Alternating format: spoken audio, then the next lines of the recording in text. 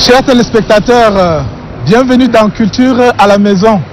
Nous continuons avec la série de nos émissions qui vous amène à la découverte des merveilles du Tchad. Aujourd'hui, nous avons le grand plaisir de vous inviter à nous suivre ici au Musée national pour continuer à découvrir certaines merveilles du Tchad qui se trouvent dans cette grande maison. Je ne vous en dis pas plus. Suivez-moi à l'intérieur, on va donc le découvrir ensemble.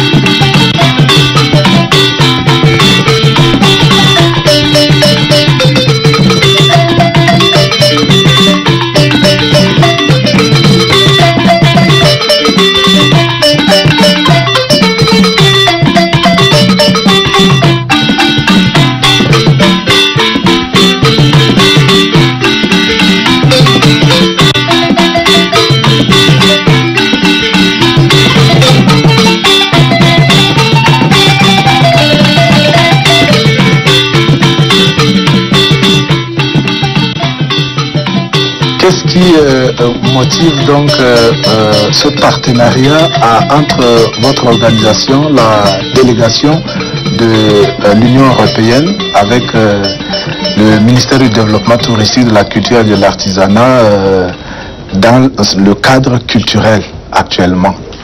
Je vous remercie pour cet accueil chaleureux ce matin de la Musée national.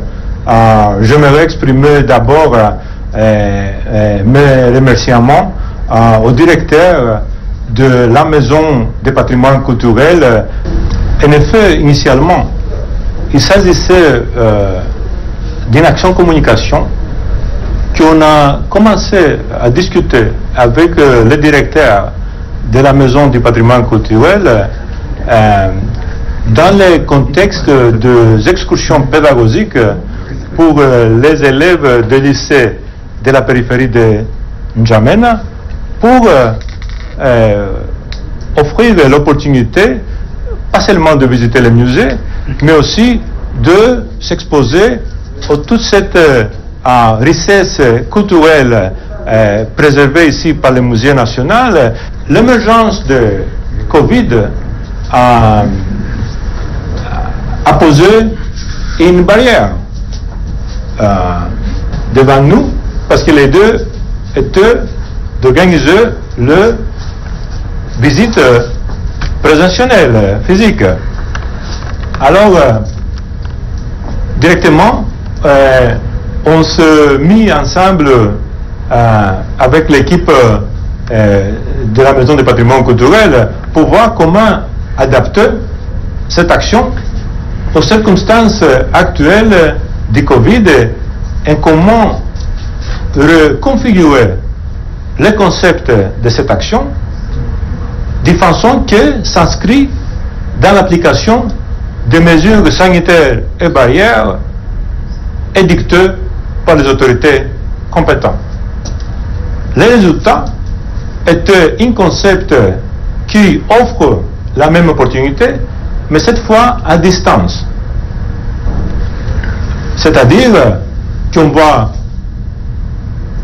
lancer la production radio et télévisée qui sera distribuée au grand public afin que ça devienne un petit peu d'un standard dans les programmes d'éducation des élèves, et par le biais de ce programme, c'est pas seulement une exposition voilà, aux identités culturelles tchadiennes, mais aussi un petit peu de familiarisation avec l'Union européenne, ses actions ici au Tchad, le partenariat avec le Tchad, mais aussi les perspectives interculturelles, que c'est très important. Dans cette perspective, l'Union européenne, elle a lancé une initiative globale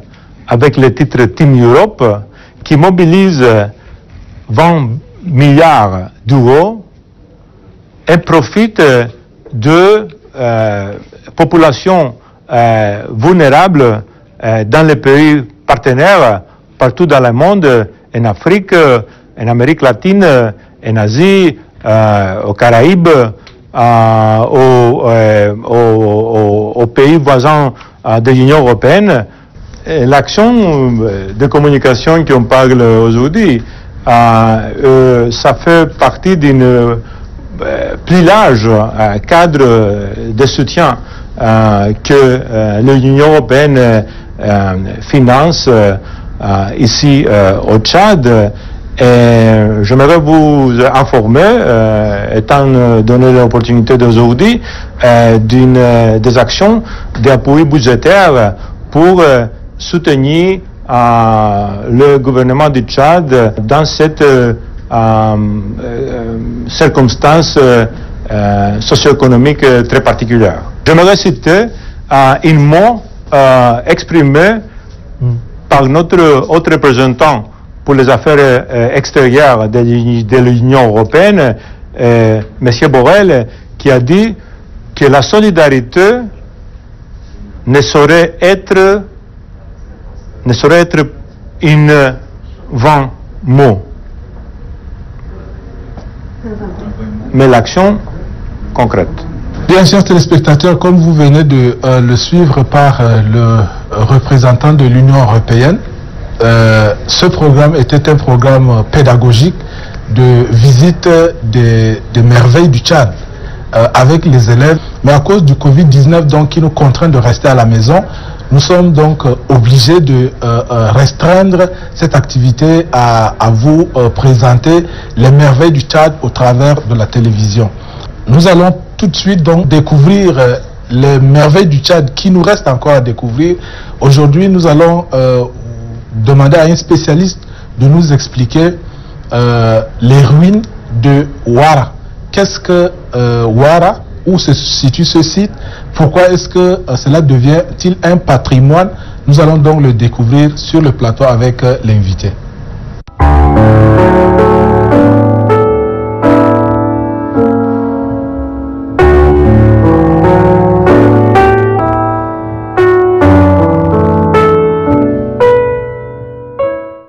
Chers téléspectateurs, bienvenue donc ici sur ce plateau au cœur du musée national du Tchad. Nous avons donc un invité, un historien, c'est M. Mamad Saleh Yakou. Bonjour monsieur et bienvenue. Bonjour. Voilà, nous sommes ici donc, comme je l'ai dit au départ, pour parler de Ouara. Voilà, est-ce que vous pouvez nous parler brièvement en des termes plus simples, pour même si les petits-enfants sont là, ils peuvent aussi comprendre ce que c'est, les origines de Ouara. Ouara était l'ancienne capitale du royaume du Ouaddaï, avant Abéché. Quand le fondateur du royaume du Ouaddaï, Abdelkarim Ben Djameh, avait fondé ce royaume-là, il a fait de Ouara sa capitale. Et donc le siège du pouvoir à partir duquel il a donc lancé des offensives pour agrandir ce royaume. Il s'est installé là, mais c'est son fils Harot qui a fait venir des architectes égyptiens et turcs qui ont conçu la construction du site.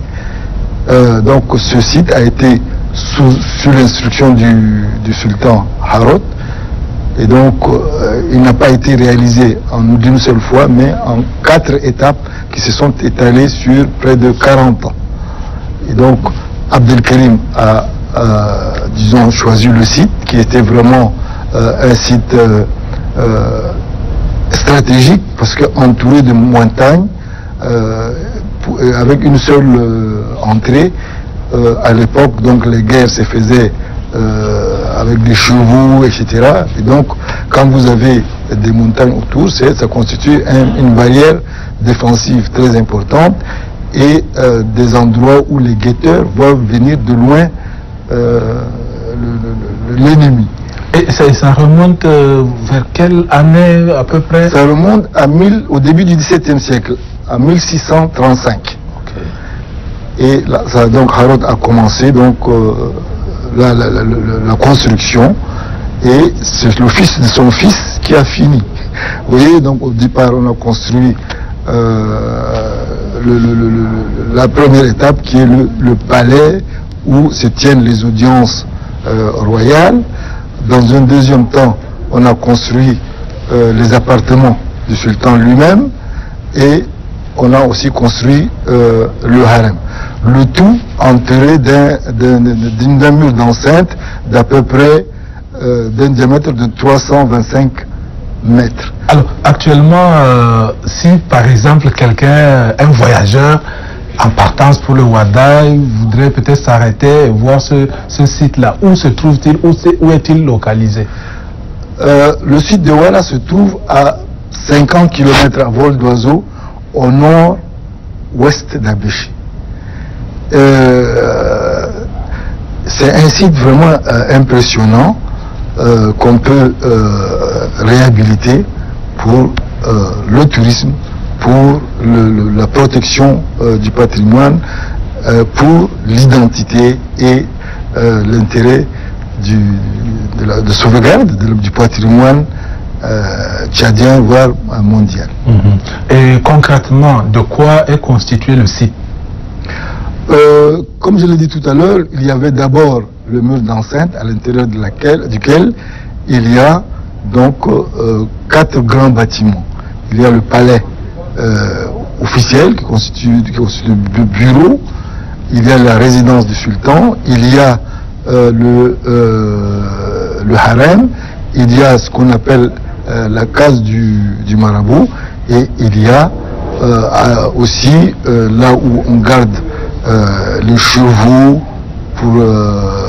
pour l'utiliser pour la guerre, et à l'extérieur il y a la grande mosquée aussi qui fait partie donc de cet ensemble architectural, et plus loin au nord le cimetière royal dans lequel tous les sultans du Ouaddaï de 1635 au début de la colonisation ont été enterrés. Et donc ce cimetière aussi fait partie de l'ensemble architectural donc de Ouara. Mais actuellement, est-ce qu'il y a une population qui habite le lieu ou bien c'est laissé désert? Évidemment, le site de Ouara lui-même, les bâtiments ne sont pas habités. Vous savez que le déplacement de Ouara est dû à 2 causes. Il y a des causes évidemment politiques par rapport au contrôle du pouvoir du temps de Mohamed Chérif et de ses rivaux, et il y a le problème de la sécheresse. Vous savez que Ouara était un site où là, il y avait de la verdure, il y avait une source qui coulait de la montagne qui est juste à côté, et cette source s'est tarie et la sécheresse s'est installée, la nappe phréatique s'est abaissée, et donc on avait décidé de délocaliser la capitale du Ouaddaï en 1850. Mais jusqu'aujourd'hui, il y a des éleveurs qui viennent pour le pâturage. Il y a aussi des villages qui sont là à 10 km, 15 km par-ci par-là. Il y a la vie autour de cela. Ouais. Et de façon culturelle, quelles sont les techniques, c'est pas architecturales, utilisées pour construire ce palais historique? Comme je vous le disais, ce palais a été construit il y a près de 400 ans et il est resté encore debout, parce qu'il y a eu des constructions et des techniques architecturales spéciales, notamment les briques qui ont été constituées à partir d'une terre spéciale, et aussi à la place de l'eau pour faire la pâte argileuse à partir de laquelle on devait faire constituer les briques, on a fait ce qu'on appelle le bouillon. Le bouillon, on égorgeait des chameaux pour la nourriture des ouvriers, etc. Mais c'est cette soupe qui est utilisée pour mouiller la pâte dont je parlais tout à l'heure, et ça constituait un élément extrêmement solide. Les briques tiennent depuis 400 ans. Aujourd'hui, prenez une brique, elle est nettement plus solide que les briques qui ont été fabriquées actuellement, qui sont fabriquées actuellement dans la plupart de nos sites de fabrication des briques. Une autre technique consiste à faire des échafaudages et des linteaux constitués de bois qu'on a amené de très loin. À l'époque, c'était de la région de Gouzbéda actuelle, et donc des bois particulièrement solides qui ont tenu pendant 400 ans et qui malheureusement aujourd'hui, avec l'érosion, avec les intempéries, ne résistent plus. Et c'est ça qui tient un peu les bâtiments. D'autres techniques importantes ont constitué aussi pour la première fois, on a utilisé les briques cuites et on a utilisé disons l'architecture relativement moderne. Vous savez que les Égyptiens étaient depuis l'Antiquité très forts. Ils ont construit les pyramides, et donc ils ont une avance technologique à l'époque sur les autres. Et donc ça constitue un ensemble architectural très ancien dans toute la région qui tient depuis 400 ans. Et donc aujourd'hui on a besoin de le préserver et plus tard éventuellement de le réhabiliter, parce que on a vu que des ensembles architecturaux à travers le monde se font reconstruire à partir des documents, alors que les bâtiments ont disparu. Alors combien de fois pour un bâtiment qui est actuellement encore debout? Mais évidemment la dégradation est nette par rapport à il y a une trentaine d'années, quand j'avais fait un film documentaire sur Ouara, et par rapport à aujourd'hui, il y a déjà un changement visible. Alors donc il y a une urgence pour réhabiliter, en tout cas stopper au moins la dégradation, parce que ça constitue un endroit touristique très important pour découvrir le patrimoine tchadien. Comment est-ce qu'on pourrait le réhabiliter? Est-ce qu'il y a des suggestions de... Évidemment, des études ont été faites avec des historiens, des architectes, des archéologues, etc., pour pouvoir proposer la réhabilitation de ces bâtiments. Disons, stopper la dégradation avant une réhabilitation complète. Et comme vous le savez, l'État tchadien cherche à l'inscrire dans le patrimoine mondial pour qu'on puisse vraiment le prendre en charge et le sauvegarder. Donc moi j'avais fait visiter le site, comme je suis à Béché, j'ai fait visiter le site à quelques architectes.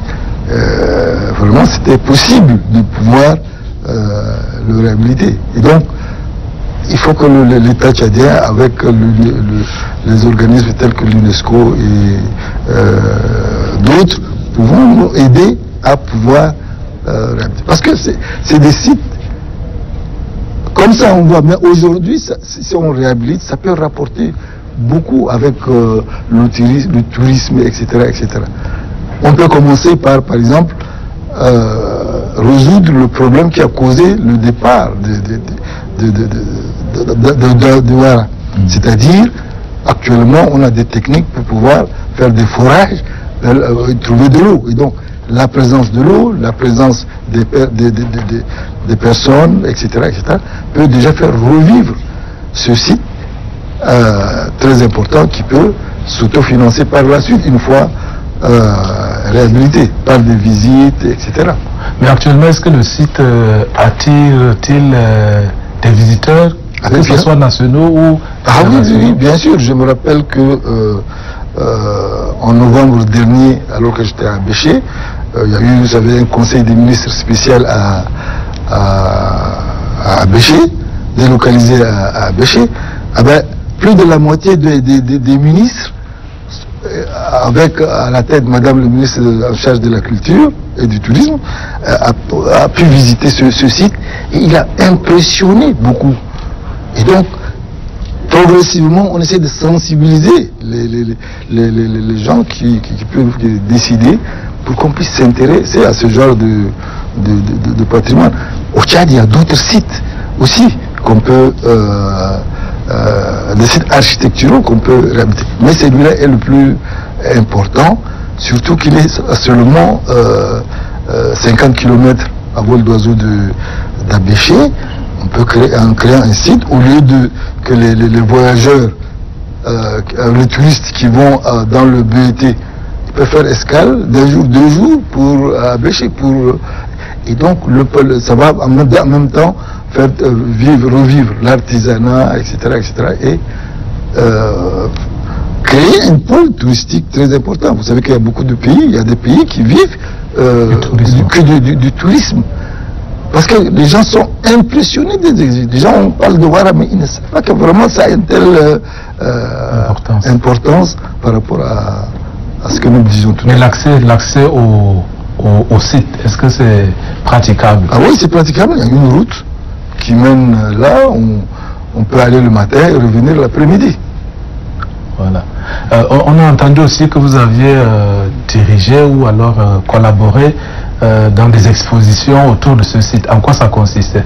C'était en 1994, quand j'étais directeur de la culture, des musées et des archives. À l'époque, c'était un seul service que nous avons conçu. J'étais le commissaire de cette exposition sur Ouara, que nous avons retrouvé et emprunté il y a 2 mois, à l'occasion de l'intronisation du nouveau sultan. On a fait une exposition là, à Béché, et ça a vraiment permis d'attirer l'attention et de voir que c'est vraiment intéressant. Il y a des gens qui sont à 40 km, mais ils ne vont jamais. Comme on dit, certains disent qu'il y a des musulmans qui sont à 40 km de la Mecque, mais ils n'y vont jamais de leur vie. Et ils ont découvert à travers cette exposition que nous avions faite en 1994, et à travers des films documentaires dont l'un a été fait par votre collègue Zahra Mahmoud Yacoub, et un deuxième par moi-même en 2000 et en 1995. Est-ce qu'il y a des suggestions peut-être à faire à la population, aux autorités? Mon appel va vis-à-vis des autorités, pour que vraiment on s'intéresse à la protection du patrimoine du Tchad. Parce que apparemment on trouve que c'est pas rentable, la culture, le tourisme, mais c'est pas vrai. Ça constitue une richesse extrêmement importante. J'ai parlé tout à l'heure de certains pays qui vivent de ça. L'Égypte vit en grande partie du tourisme, la Tunisie, etc.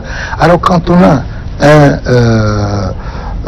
un site de ce genre, il suffit de le viabiliser, de faire une route praticable, créer la vie autour de cela, et ça rapporte beaucoup à notre pays, et en même temps ça préserve notre patrimoine. Et donc vraiment, il faut vraiment l'inscrire comme faisant partie des priorités. Et au niveau de la population aussi, je me rappelle que à l'époque, nous avions les forces militaires françaises à Béché, et ils font souvent des incursions là-bas. Et il y a des pillages où ils prennent les briques, etc. Et ça vraiment, ça affaiblit parce qu'il y a les briques sont là, très nombreuses, etc. Et ils prennent les briques qui se retrouvent dans les musées européens, par exemple. Alors que le jour où on a besoin de réhabiliter, il suffit de prendre ces briques-là au lieu d'en fabriquer d'autres qui certainement ne seront pas plus solides, seront pas solides comme celle-là. Oui. Donc, oui. Mais qu'est-ce que peut faire la population locale dans le cadre de la préservation? D'abord, il faut qu'elle soit intéressée par la préservation de ces sites. Par exemple, si on fait des forages déjà autour, ça devient déjà intéressant pour les populations, à partir du moment où ils viennent faire le pâturage, etc. Progressivement, ils s'approprient les sites et contribuent à le protéger. Nous avions sensibilisé, par exemple, les chefs de village, les chefs de canton dans les environs. Nous avons une association pour la défense de Ouara, etc., etc. Les gens commencent à bouger pour sensibiliser, pour agir par rapport à la protection de ces sites. Mais ça ne suffit pas, parce que la réhabilitation demande des moyens et des moyens techniques et humains et financiers pour pouvoir retrouver quelque chose qui fait partie de notre patrimoine. Et si on le laisse se perdre, parce que chaque saison de pluie, il y a des murs qui s'écroulent, etc. Par rapport à il y a 20 ans, 30 ans, vraiment, la dégradation est visible. Vous voyez un peu. Quand un bâtiment, un grand bâtiment, les briques qui sont au-dessus, la toiture tombe, ça empêche les ruisseaux de l'eau de sortir et tout reste à l'intérieur du bâtiment et ça s'enfonce et ça dégrade. Ça risque de déstabiliser les fondations et un beau jour, tout le bâtiment peut s'écrouler. Oui. Le bois avec lequel on a fait cela, c'est vrai, il a duré 400 ans, mais ne peut pas durer éternellement. Vous voyez, il y a des choses de ce genre. Pendant qu'il est encore temps, on peut réhabiliter. Puisque nous sommes en période de Covid-19, de cette pandémie qui fait ravage, est-ce que vous avez un conseil à la population, à nos téléspectateurs? Il faut que les uns et les autres comprennent ce qui nous arrive. Au début, les gens ne croyaient pas, ils ont parlé du fait que le virus ne résiste pas à la chaleur, etc. Mais la réalité est là, elle est de plus en plus visible. Les mesures qui sont prises pour éviter au maximum cela doivent être appliquées par tout le monde. Les cache-nez, le lavage constant des mains, la distanciation, etc., etc. C'est les seules mesures préventives que nous avons. Dieu merci, en appliquant ces mesures, ça évite beaucoup. Malgré le fait que bon, le nombre aujourd'hui commence à s'accroître, mais plus les gens qui appliquent les mesures sont nombreux, moins la maladie a des chances de se propager. Et donc j'appelle les uns et les autres à vraiment faire attention à toutes ces instructions-là qui ont été données. Ce n'est pas que pour le Tchad, c'est une maladie mondiale et tout le monde a entendu parler de ça, ça atteint tous les pays du monde et c'est une catastrophe qu'il faut éviter au maximum. Okay. Merci d'avoir répondu à l'appel de Culture à la maison. Merci beaucoup. Chers téléspectateurs, c'est la fin de ce numéro d'aujourd'hui. Je rappelle simplement que nous étions en compagnie de M. Mamad Saleh Yakou. Il est historien. Il a donc éclairé nos lanternes à propos du site de Ouara. Nous allons vous donner rendez-vous pour un prochain numéro, toujours à la découverte des merveilles du Tchad. Mais d'ici là, continuez à respecter les mesures préventives contre le Covid-19. Restez toujours en compagnie des programmes de votre télévision.